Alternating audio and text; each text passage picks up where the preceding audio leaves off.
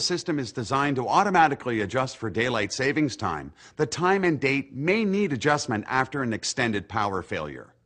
To program the time and date, press the star key, the 6 key, followed by your 4-digit code. The keypad will beep rapidly 4 times. Press the 1 key to select time and date. To program the time and date, enter 10 digits using the following format: hour, minute, month, day, year. The time is programmed using a 24-hour clock.